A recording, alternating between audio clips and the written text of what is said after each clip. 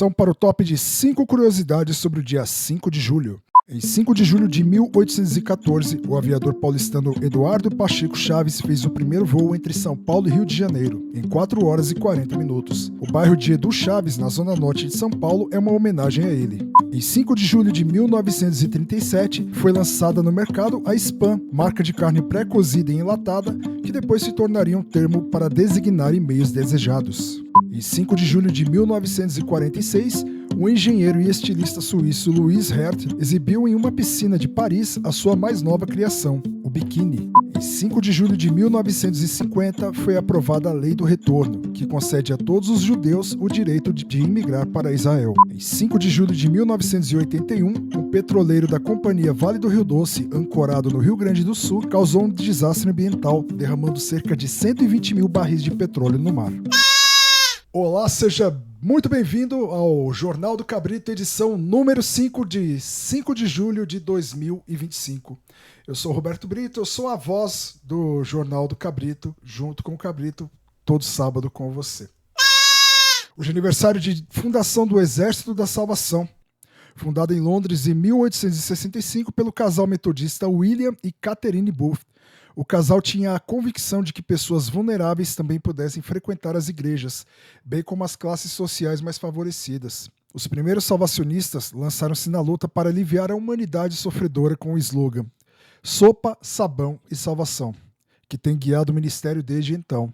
O movimento era inicialmente chamado de Missão Cristã. Em 1878, ao ler o relatório anual, a Missão Cristã é um exército voluntário. Booth se opôs fortemente. Ele não era um voluntário, ele era compelido a fazer a obra de Deus. Ao substituir voluntário por salvação, nasceu assim o Exército de Salvação. Hoje está presente em mais de 134 países e no Brasil há mais de 100 anos. O sol nasce às 6h49 e se põe às 5h32 da tarde. A lua é crescente e mudará para cheia na quinta-feira, dia 10, às 4h30. A fonte é do IMET, Instituto Nacional de Meteorologia. Hoje é aniversário da cidade paulista, cidadezinha no noroeste do estado, chamada Fernando Prestes. Tem uma população aí, segundo o censo, de 5.942 habitantes. E hoje uma estimativa de 6.066. É uma economia baseada na agropecuária, cana-de-açúcar, frutas e cereais. E o gentílico de quem nasce em Fernando Prestes é Fernando Pretense. Então, parabéns a todos os Fernando Pretenses.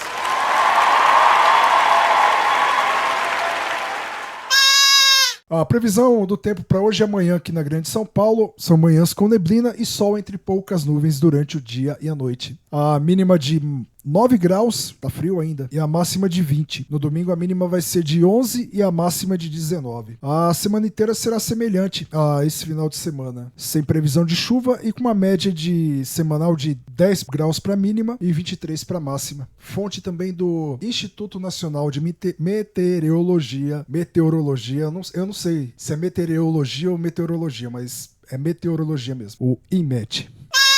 E agora as principais manchetes dos jornais para você ficar bem informado, ainda que sábado.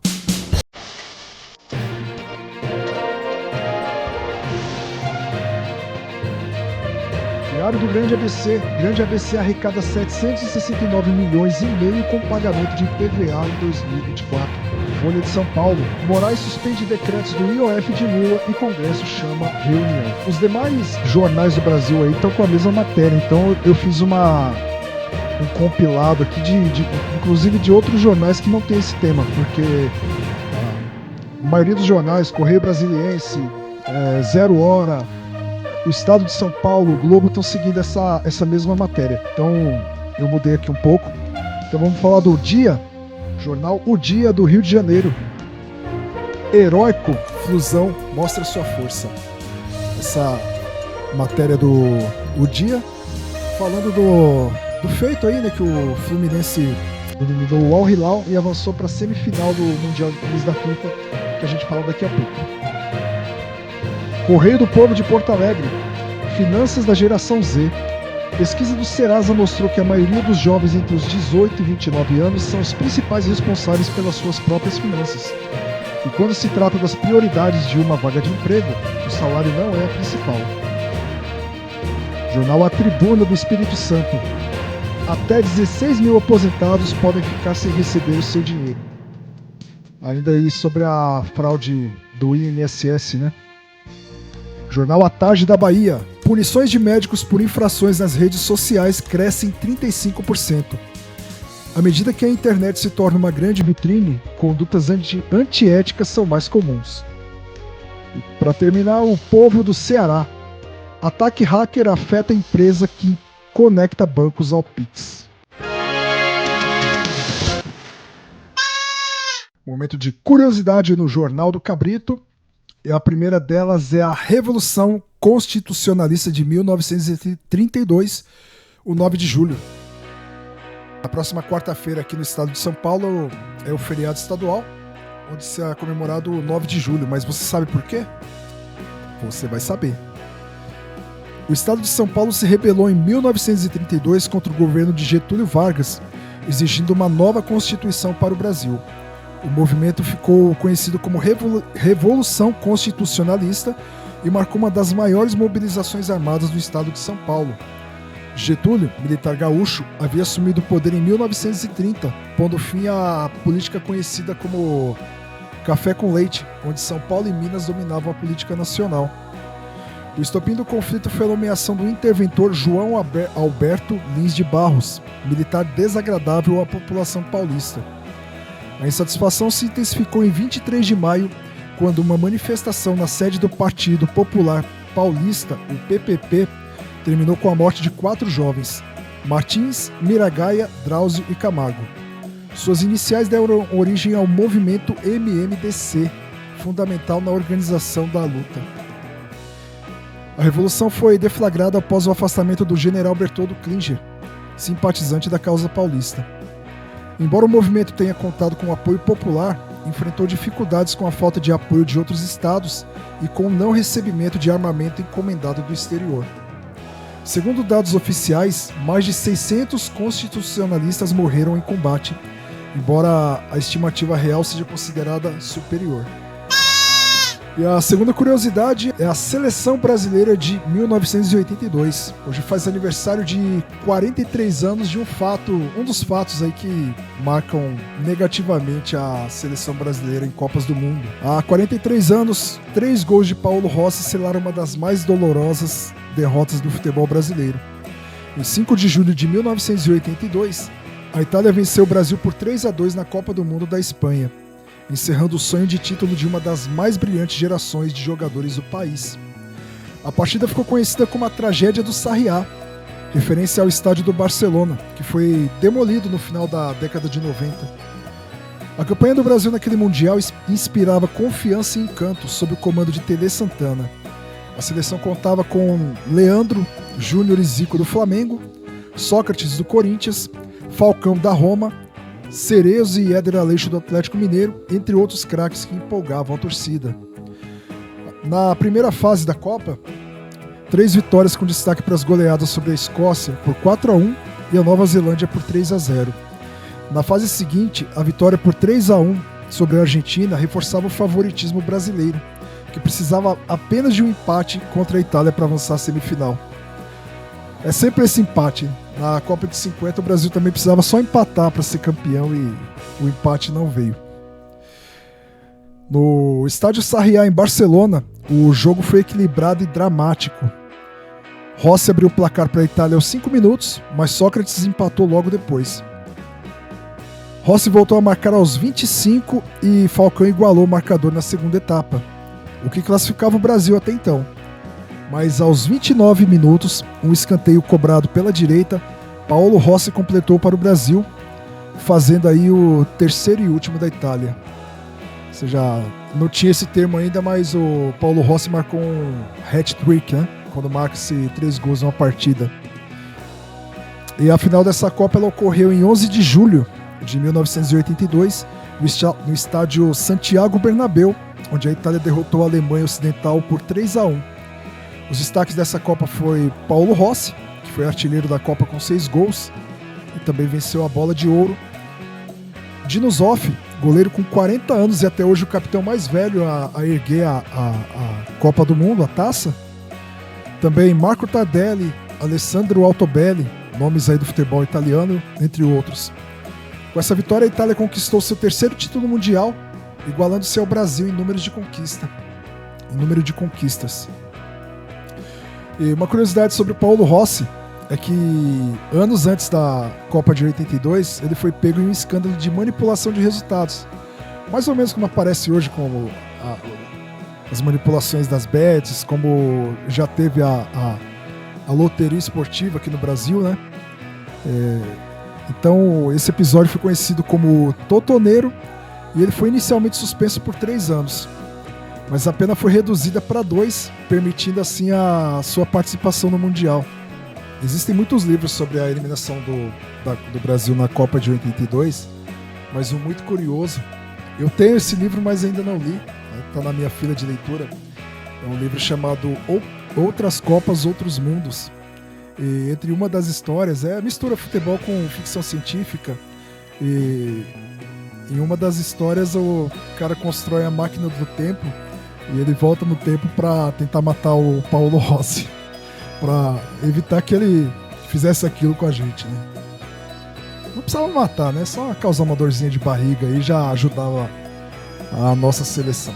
O Paolo Rossi, ele esteve no Brasil na Copa de 2014 e também participou de alguns comerciais, né? Foi muita tristeza. Tem se eu não me engano é o Jornal da Tarde, eu vou colocar a capa para você, onde aparece um menino chorando, né? Já te garanto que não era eu, porque eu só tinha 5 de julho, 28 dias, faltavam 2 dias para completar o mês. Então, embora eu tenha chorado muito também, não foi pelo futebol, porque criança chora mesmo, né? Recém-nascido. Mas foi aí um fato dos fatos que marcaram aí por quem gosta da seleção brasileira, quem gosta de futebol. Como eu disse, hoje, depois do 7-1, o que aconteceu em 82, o que aconteceu na Copa de 50, acho que nem é tão lembrado assim, né? Para terminar aqui, o Brasil foi eliminado dessa Copa e a geração de 82 entrou para a história, não pelo título, mas pelo futebol que encantou o mundo. Então quando você vê a foto, quando você vê os nomes assim, você fica pensando, mas por que não venceu, né? E agora os destaques esportivos, começando pela Fórmula 1.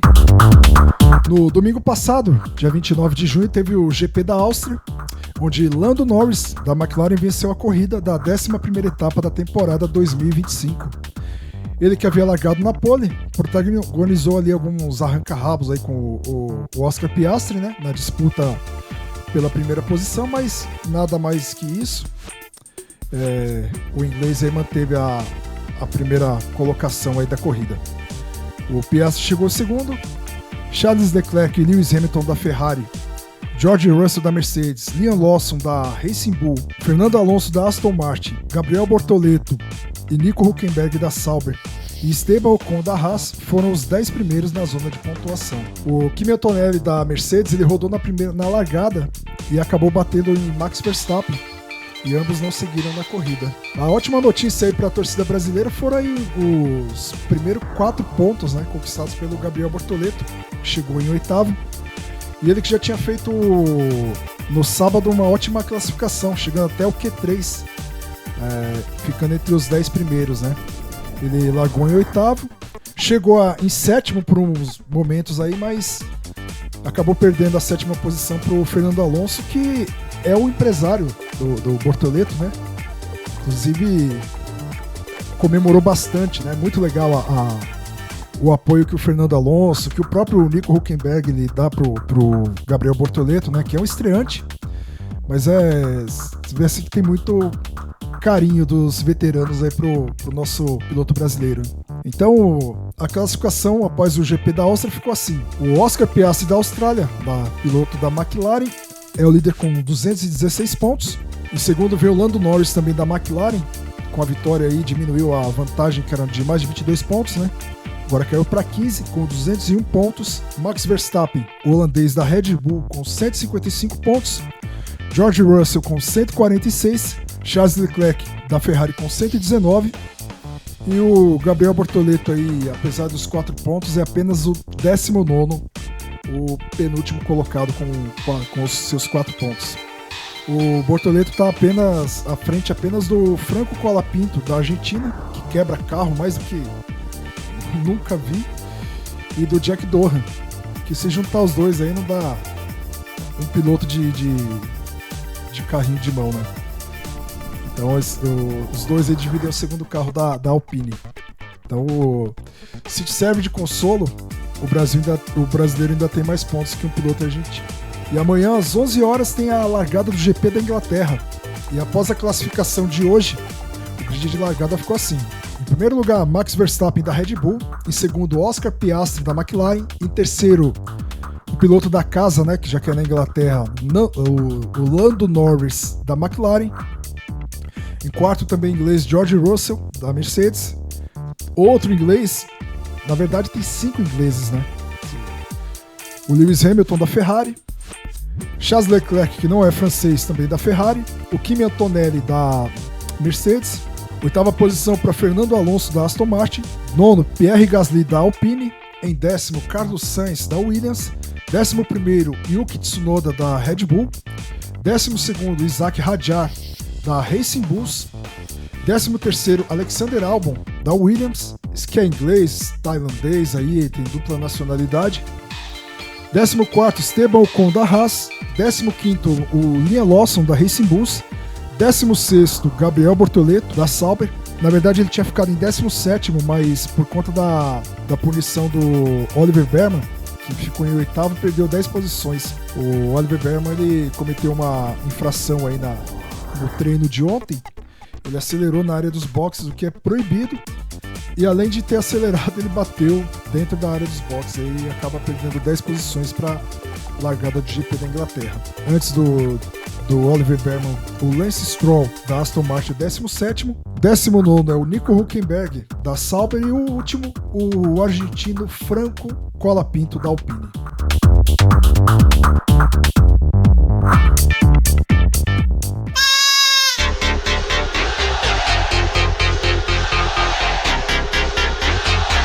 Falando de futebol, a primeira Copa do Mundo de clubes da FIFA nos Estados Unidos começa a conhecer os seus finalistas. Ontem, 4 de julho, feriado da independência nos Estados Unidos. Aliás, o 4 de julho, para quem é mais velho aí, não tem como esquecer uma final, o jogo das oitavas de final da Copa de 94 foi nos Estados Unidos. E nesse dia o Brasil jogou com os Estados Unidos. Lá, se eu não me engano, foi em Los Angeles. Um jogo super quente, super disputado.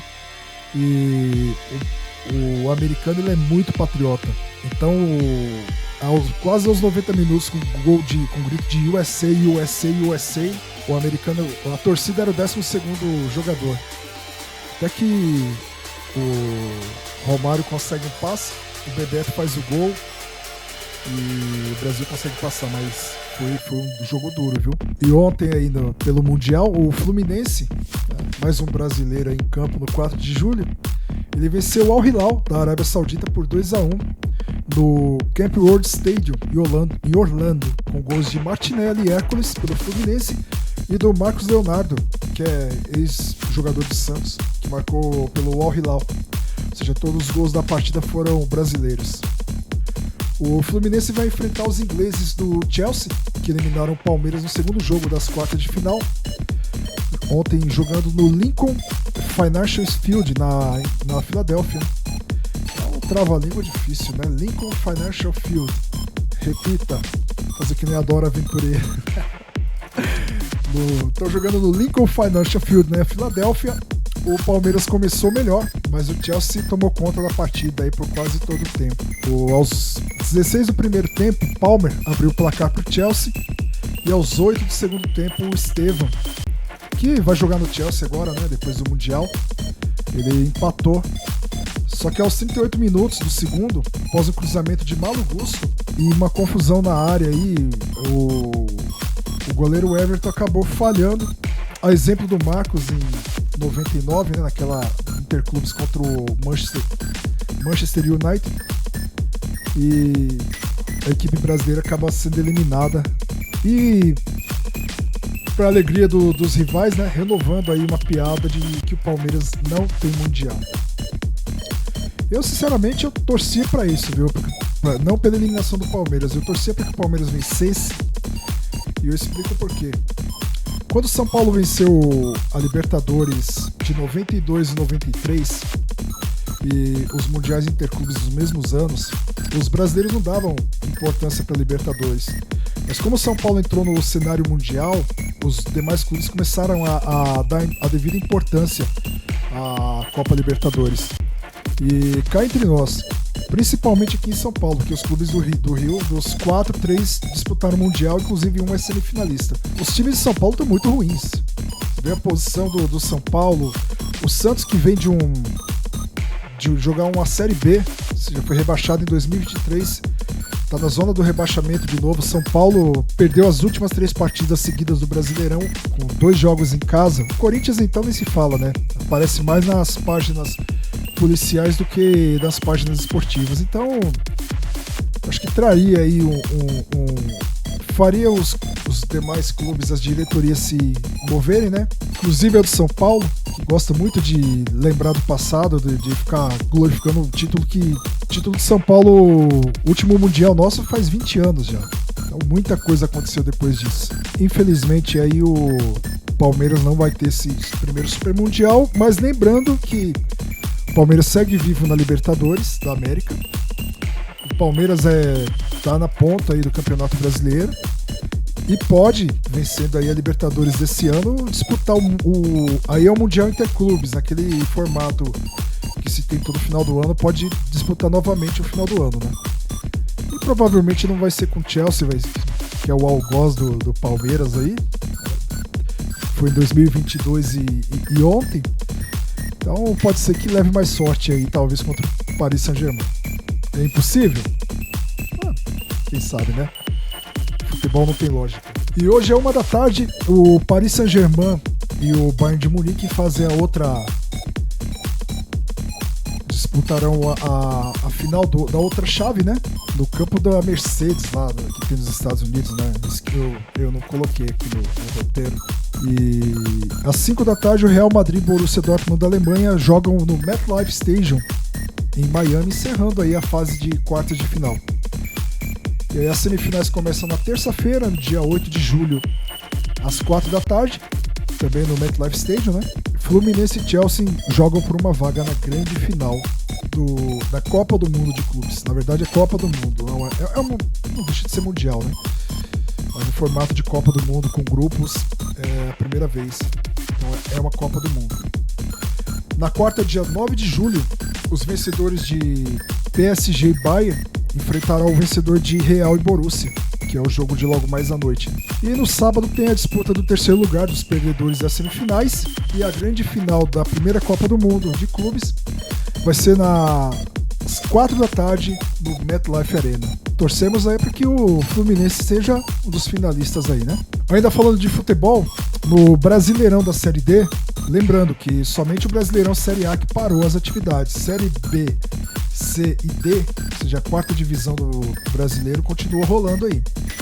E nessa semana o Água Santa, que é o time daqui da cidade de Diadema, que já foi vice-campeão paulista em 2023, já eliminou o São Paulo em fases finais de Campeonato Paulista. É um time trabalhoso, né? E tá jogando aí a quarta divisão. Então o Água Santa demitiu o técnico Sérgio Guedes, conhecido aí de clubes do interior. Ele que foi, na década de 90, goleiro do América de Rio Preto. Um goleiraço. Mas como técnico aí, infelizmente, não tem tido tanta sorte. E a equipe anunciou o Alan Dotti como treinador, novo treinador da equipe. E a equipe diademense, o Netuno, como é conhecido o Água Santa, né? Ele volta a campo hoje às 4h contra o Porto Vitória, do Espírito Santo, na Arena Inamar. E se você quer acompanhar, a transmissão será ao vivo na TV Netuno. Abrindo os destaques culturais. Dr. Henry Loomis, essa é Zora Bennett, nossa especialista de missão. Peraí, de que missão? É uma descoberta na medicina que pode salvar inúmeras vidas. E vem dos maiores dinossauros no planeta. Nossa, meu Deus. E para nossa sorte... Falando de cinema, a estreia da semana é Jurassic World Recomeço. Novo capítulo da franquia, Jurassic World Recomeço, acompanha uma equipe intrépida em uma missão para obter mostras de DNA das 3 criaturas mais colossais da Terra, mar e ar. 5 anos após os eventos de Jurassic World Domínio, a ecologia do planeta mostrou-se amplamente inóspita para os dinossauros.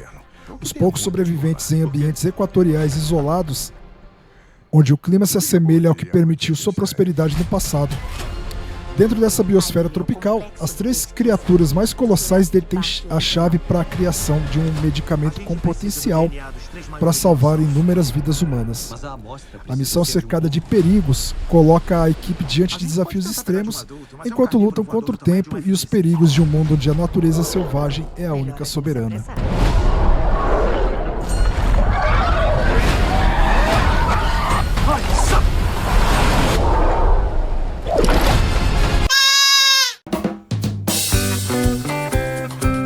Jazz Líder Diadema apresenta as Rainhas do Samba, celebrando o legado e a força das mulheres brasileiras no samba em uma apresentação marcante e repleta de brasilidade. E esse evento contará com a participação da cantora Adriana Ribeiro. Sucesso no samba do brasileiro na década de 90, né? Então, o evento ocorre no domingo, dia 6 de julho, às 7h30 da noite, no Teatro Clara Nunes. Ingressos você encontra no simpla.com.br.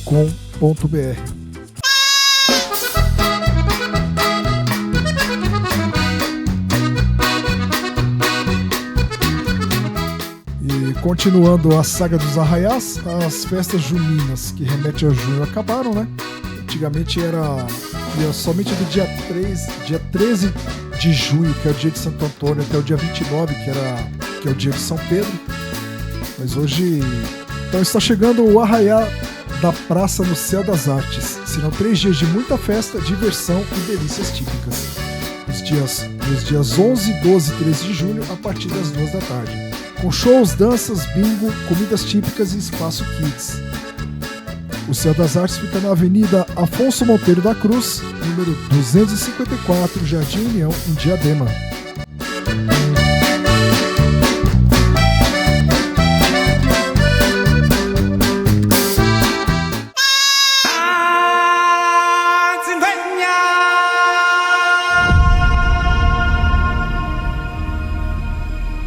Esta história começa muito além das montanhas e das sombras.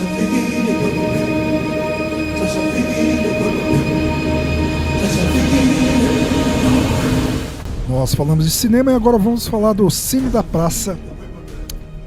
Lembrando que é gratuito. Ontem teve...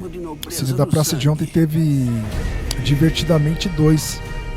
Eu passei lá, fiquei uns 20 minutinhos. Tá muito frio. Não dá. Infelizmente, é muito legal, muito bem organizado, mas é ao ar livre. Mas hoje, quem sabe, né? E o filme de hoje é Mufasa, o Rei Leão. O prólogo do filme live action do Rei Leão, produzido pela Disney e dirigido por Barry Jenkins. O longa contará a história de Mufasa e Scar antes de Simba. A trama tem a ajuda de Rafiki, Timão e Pumba, que juntos contam a lenda de Mufasa, a jovem filhote de leão, Kiara, que é a filha do Simba e Nala, hein? Narrado através de flashbacks, a história apresenta Mufasa como um filhote órfão, perdido e sozinho, até que ele conhece um simpático leão chamado Taka. Taka? O prefeito de Diadema tá no filme? Brincadeira. O herdeiro da linhagem real, ou seja, o Taka no filme, voltando aqui. O Taka é o herdeiro de uma linhagem real. O Taka é o Scar, tá? Não vou dar spoiler não, mas o Taka é o Scar. O encontro ao acaso dá início a uma grande jornada de um grupo extraordinário de deslocados em busca do seu destino, além de revelar a ascensão de um dos maiores reis da Terra do Orgulho. A sessão principal acontece às 6h30 da noite com um curta-metragem e o filme em si começa às 7 da noite, no Céu das Artes também. E entrada gratuita e pipoca grátis.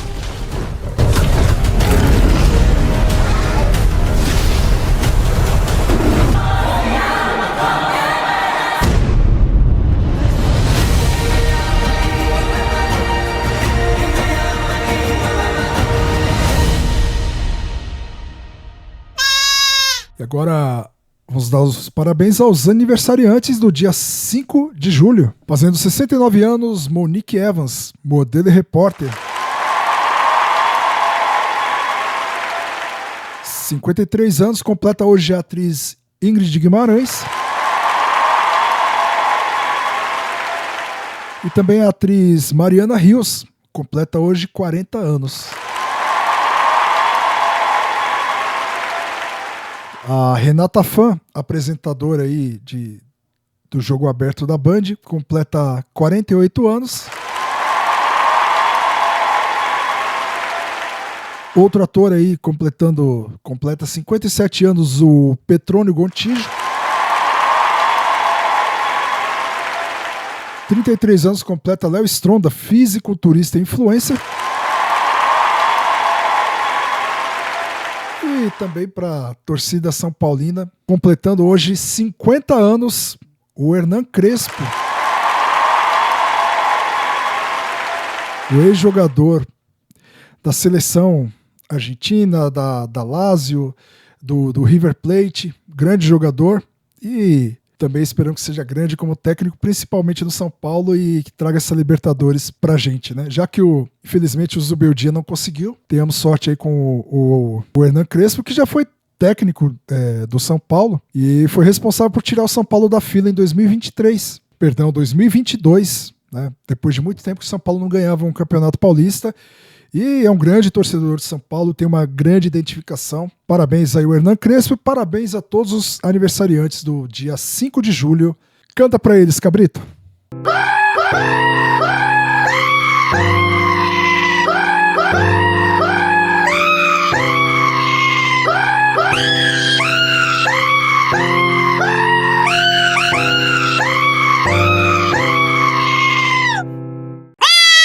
E o Jornal do Cabrito, edição número 5, termina aqui.